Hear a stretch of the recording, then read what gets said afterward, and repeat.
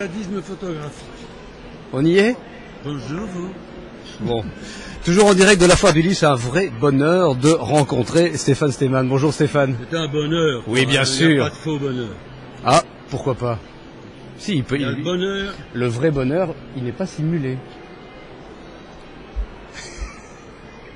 Alors, Je laisse dire, je laisse faire, je ne vais pas le contrarier, nous sommes au milieu de beaux livres. de beaux livres, et donc de livres de Stanislas André Steymann qui reparaissent au CRI dans la collection Polar. Alors on est un peu étonné de les voir reparaître parce qu'on sait que André Stanislas Steymann, je vais y arriver. C'est un vrai bonheur de Oui. t'entendre Oui. bafouiller. Non, je vais te dire. C'est un des piliers du masque avec Agatha Christie. Voilà. Ouais. Oui, Ça, je l'ai oui. bien dit, hein. J'ai pas bafouillé. Non, c'est très bien. Mais tu vois, je dis tu parce que Oui. on se connaît depuis longtemps. Il a tout été pour moi. Il a été un ami. De temps en temps, j'ai dû râler sur lui, mais un ami. Il a été mon coach. Il a été mon gorille. Vous savez, quand il y avait trop d'admirateurs autour de moi, il arrivait. Il y a eu des moments pénibles en loge, dans certains théâtres. Dame du pauvre, en fait. Alors, je reviens au sujet. Oui. Bon, mon père est édité au masque depuis. Parce que la réédition est toute neuve ici. Hein. Oui. Mais je me tais. Mon père a toujours été édité au masque, même si d'autres éditeurs se sont penchés évidemment sur son œuvre. Et l'intégrale de Stanislas André Steymann a paru en 6 gros volumes, bon, et qu'on trouve encore au masque. Hein, il faut la demander, hein, parce que chez les libraires maintenant, il y a tellement de livres qui rentrent qu'on n'a pas la place de mettre comme ça 6 bouquins gros comme ça. Bon. Et le CRI m'a proposé pour le millénaire de ne pas millénaire. Centenaire. Il fallait pas te moquer de moi en disant que je bafouille. C'est au millénaire de Bruxelles sur lequel j'avais fait l'enquête. Non. Donc, le CRI m'a dit on voudrait publier 9 romans de votre père, est-ce que vous pouvez nous donner la liste de 9 titres? Alors moi j'ai choisi en fonction de mes goûts personnels et en fonction du public qui connaît nettement moins bien les livres de sa deuxième époque. Parce que mon père a eu 2 époques. Il y a eu l'époque avant la guerre, avec juste avant la guerre, l'assassin Vito 21, en 31 le dernier des 6 qui a eu le Grand Prix du roman d'aventure, etc. Et puis après, il y a eu la guerre, où il a écrit très très peu, il a écrit simplement Légitime défense, et puis il y a eu les films évidemment, il y a eu 2 films, et puis après, il a changé d'éditeur, et il a été aux Presses de la Cité. Et les Presses de la Cité ont, je trouve, bénéficié de 10 romans où le jeu, l'intrigue était extraordinaire, des idées absolument époustouflantes. Et c'est pour ça que j'ai choisi par exemple Paupières d'enfer, qui est un livre tout à fait exceptionnel et nettement moins connu, car on parle toujours de certains titres et toujours les mêmes. Mais là, aux Presses de la Cité, qui n'existe plus, du moins qui n'édite plus ce genre de choses, eh bien, pour le CRI, je me suis dit, je vais choisir des titres de grande qualité et où l'intrigue, parce que mon père ne peut pas être comparé à Simenon, on l'a trop fait pendant longtemps. C'est très différent. Et maintenant, on comprend mieux le roman policier, et on comprend mieux ce qui est un roman policier à l'état pur, où c'est le livre ludique par excellence, où il y a un jeu, il faut trouver.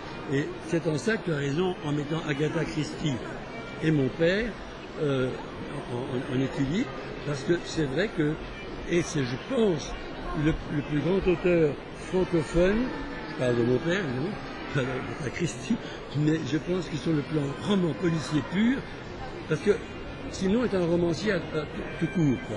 C'est un grand romancier, mais très différent, je sens que c'était pas tellement important dans l'œuvre de Simenon, mais il y a une ambiance. Et puis ils étaient à l'opposé au niveau de l'écriture. André Stanislas, lui, il fallait que tout soit parfait. Je crois qu'il n'hésitait pas à réécrire des anciens romans, il les réécrivait.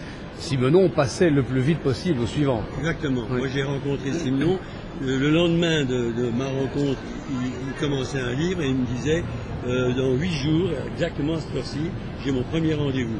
Donc c'est incroyable. 8 jours, c'est vraiment effrayant. Ouais. Mon père ne comprenait pas ça, mais il y a des romans qu'il admirait beaucoup. Hein. Oui.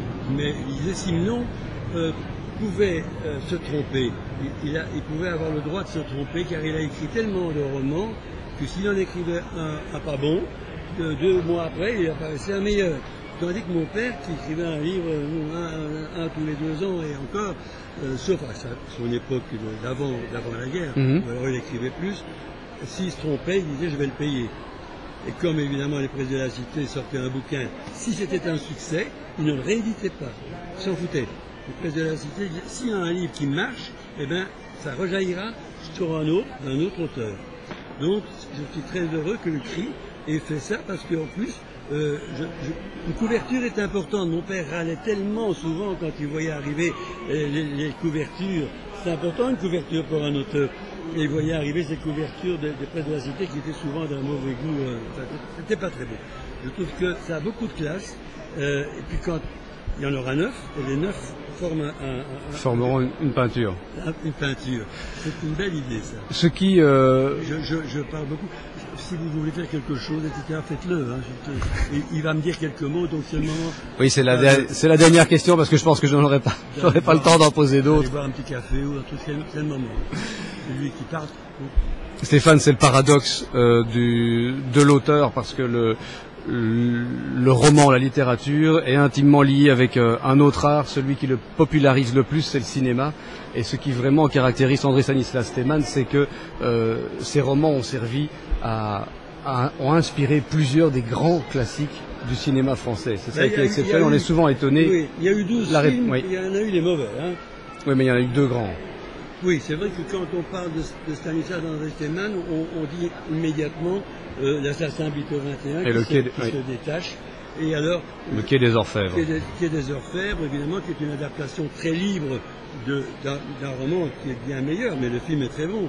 Mais mon père a été éternellement déçu par le cinéma, puisque souvent, il disait d'ailleurs ceci, ou on tombe sur un mauvais metteur en scène qui respecte le livre, mais le film est mauvais, ou bien on tombe sur un Clouseau qui a ce besoin de changer et de démolir pour reconstruire. Et c'est pour ça que Légitime Défense est un livre étonnant, le film est un film étonnant, et il y a une grande différence entre les deux, parce qu'il a pris certaines libertés.